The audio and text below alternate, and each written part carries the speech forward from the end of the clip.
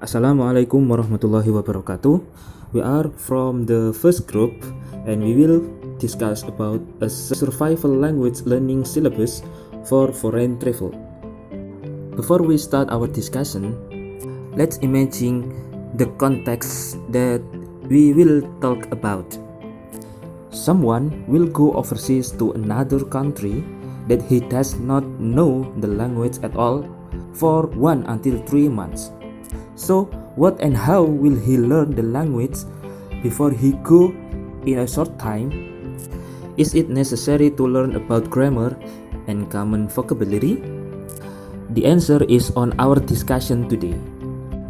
In here, we are going to discuss about what is survival language syllabus, the purpose and limits of survival language syllabus, development of the survival syllabus, the survival syllabus, and steps to learn the survival language. A survival syllabus contains lesson plans to the situation of someone who is going to stay in another country for somewhere between 1 and 3 months. This is long enough to make it useful learning something of the local language, and yet not long enough to justify a sustained intensive course. The purpose and limits of survival language syllabus. We have to decide the scope and limitation the needs. In this case, the syllabus will focus on spoken language on the assumption that in the mainstream tourist areas of a country communication will be in a spoken form, and focus on vocabulary. The vocabulary is chosen based on appropriate needs.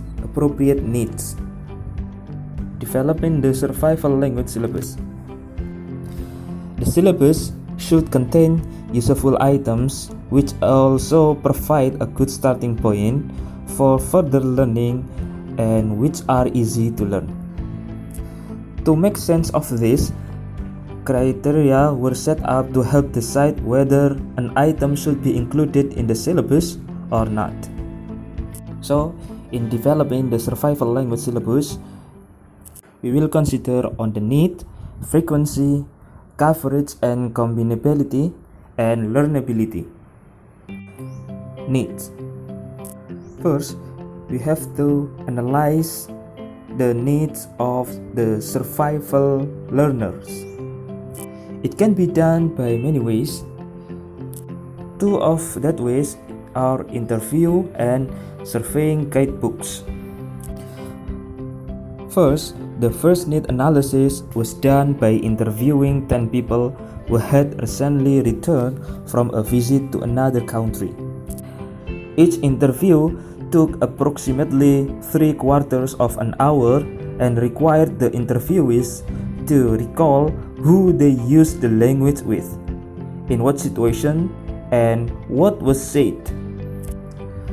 After the interview, each interviewee was asked to look through a list of words and phrases and to indicate whether they used of any items in the list. The list was made by one of the researchers and was added to after each interview. This provided a good check on the information gained from the interview. The second needs analysis was done by surveying 10 guidebooks, which included list of useful words and phrases. Several guidebooks in the same series used the same list. Guidebooks were used because it was assumed that each one represented the experience of at least one well-traveled person. The information from the guidebooks was tabulated separately from the interview material.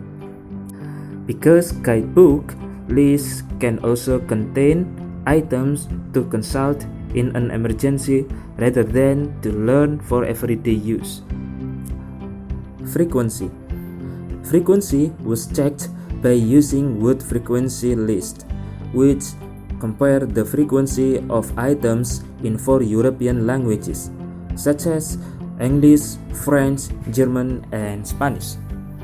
Language is found a very close correspondence in frequency level among the high frequency words of those languages. Then, coverage and combinability.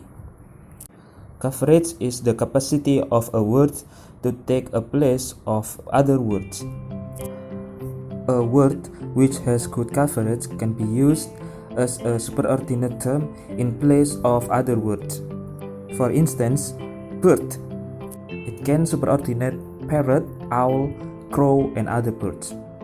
A word that has good coverage also can be used to paraphrase or define other words. And also it can be combined with other words to make a new word, like foot as in footpath, football, footstep, and others. Then, learnability. It is investigated the effects of learning of the types of meaning relationship between words. It is found that grouping synonyms, opposites, or free associates together made learning more difficult. The related items interfered with each other. The survival syllabus was checked to remove such items where they were not considered necessary.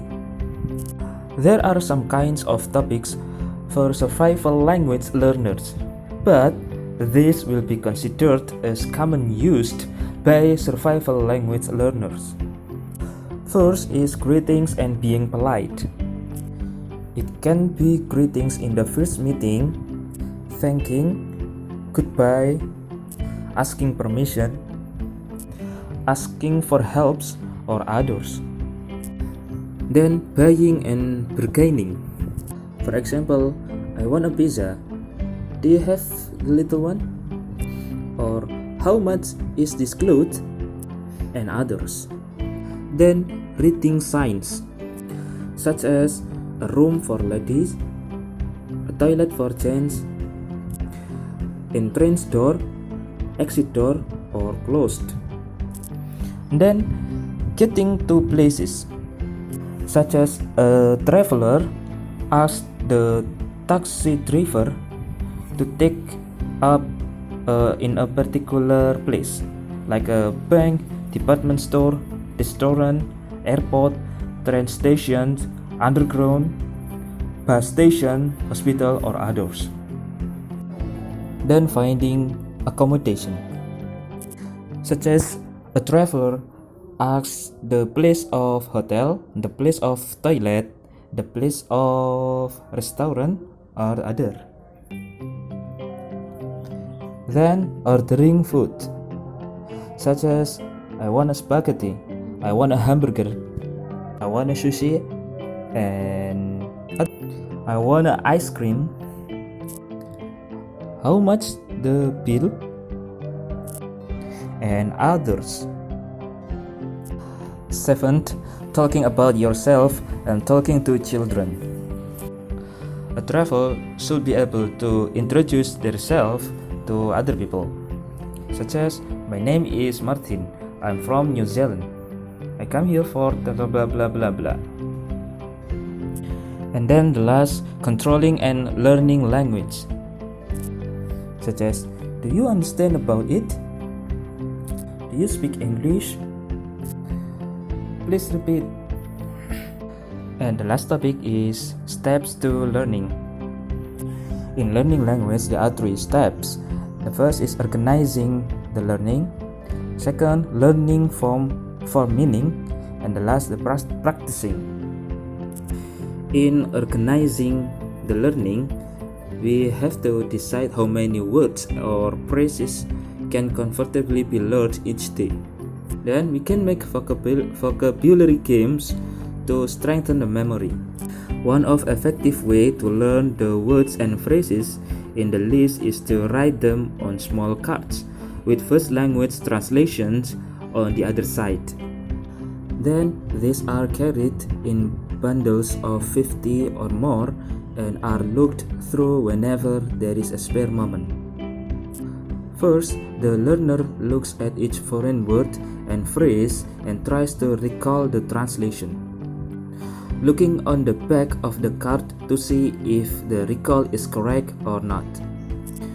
When this is easily done for a bundle, then the first language items are looked at while trying to recall all the foreign words or phrase. Then a traveler should not learn opposites in the new language, like exit and entrance, man and woman, far or near, left and right should not be learned together. This means that one of the items, like exit, should be learned first. Then, when this has been learned well, the other items in pair, like entrance, can be studied. Similarly, words that are free associates or synonyms should not be learned together. Possible free associates in the survival syllabus include bus or train, names of food, numbers, today and tomorrow, and street or town. This means that it is more efficient to learn the numbers, for example, one by one, and to group them in a series after they have been learned. Then, learning forms for meaning rather than meanings for forms. A basic principle behind all learning is that the quantity of learning depends on the quality of mental activity in the brain at the moment that learning occurs. This means that the more thoughtful and deep the learning activity, the faster and more secure the learning will be. The technique of using cards is one of way of making learning deep because it encourages the learner to make an effort to recall the translation equivalent of each item. Another way to do this is to use the keyword technique or some variation of it. In learning words and phrases, it is particularly important to focus on meaning and visualize it in some way. And the last is more practicing. Learning the items in the survival syllabus does not guarantee that they will be available for use. To develop fluency, practice is absolutely needed. The essential element of fluency practice is that the learner should focus on the meaning of the message as suggested above, and that there should be several repetitions of the activity.